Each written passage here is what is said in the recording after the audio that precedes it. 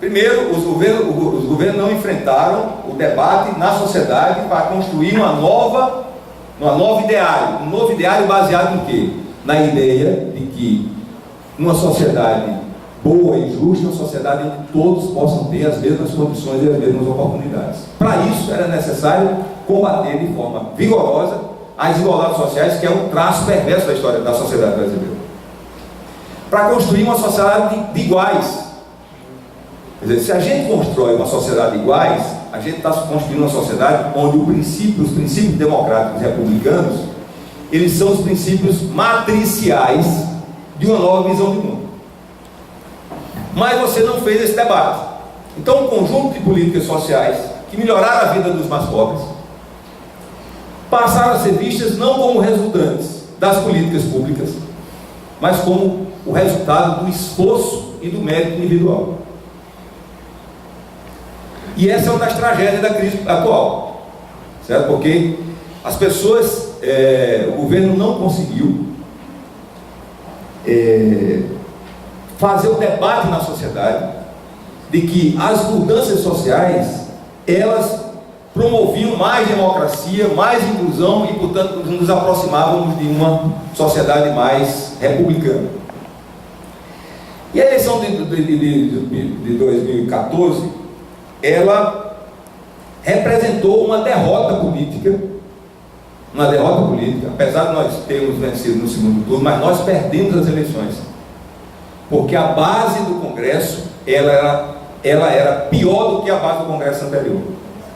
Ou seja, a esquerda perdeu posição dentro do Congresso e as forças de extrema direita avançaram no Congresso. Ganhamos a eleição, uma eleição das mais concorridas no segundo turno, num cenário já de crise, como o Fabrício apresentou aqui, a crise já estava configurada, e onde o governo, tentando manter a lógica da conciliação com o mercado e com os interesses, os donos do dinheiro no Brasil, os donos do poder no Brasil, rompeu com todos os compromissos assumidos durante a segundo turno. Ou seja, o programa que Dilma começa a adotar antes mesmo de tomar posse é o programa do derrotado. É o programa de tentar contemplar a lógica do mercado. Não é por acaso que o ministro da Fazenda é uma pessoa ligada ao mercado financeiro, e começa a contrariar, quer dizer, a base social que deu suporte à vitória eleitoral de Dilma. Junto a isso, a essa incapacidade de compreender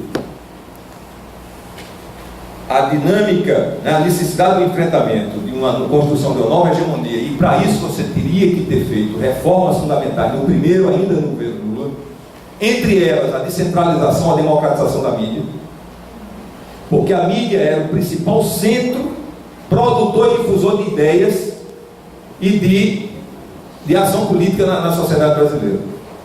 Você não fez isso, acreditou na neutralidade das instituições estatais e mais, confiou no bom mocismo da elite brasileira representada por Aécio Neves.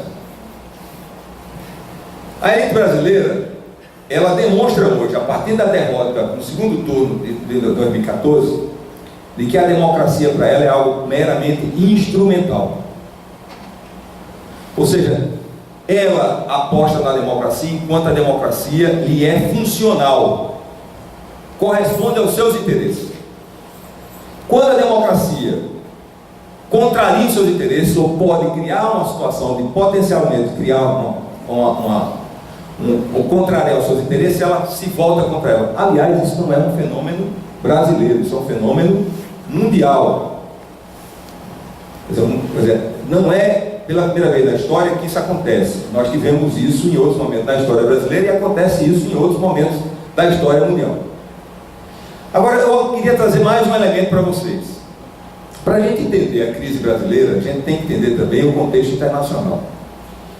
Não dá para pensar que o que está acontecendo no Brasil é algo isolado do mundo. O Brasil, com a descoberta do pré-sal, com a possibilidade de desenvolver tecnologia de defesa do pré-sal, ter uma inserção diferenciada na divisão internacional do trabalho E mais, fortalecer os BRICS, construindo uma nova arquitetura geopolítica mundial. Você teve ação, eu não tenho dúvida. Só aqueles que não usam a categoria de imperialismo como um conceito fundamental para entender as relações internacionais, não entendem que o que está acontecendo, o que aconteceu na Venezuela, o que aconteceu na Bolívia, o que aconteceu na Argentina, o que aconteceu no Brasil, tem vinculação. Essas coincidências não existem na política e na história. E aí eu queria chamar a atenção para vocês, porque a política, o Departamento de Estado americano hoje não usa mais para subordinar os países ou os governos aos seus interesses. Ele não usa mais da invasão militar ou da ditadura militar, como eles patrocinaram a partir dos anos 60 na América Latina inteira e no mundo todo. O que eles fazem, na verdade, hoje é a política da resistência pacífica, que eles chamam de revolução pacífica, que aconteceu nos países do norte da África, que aconteceu nos países do leste europeu e que acontece agora na América Latina.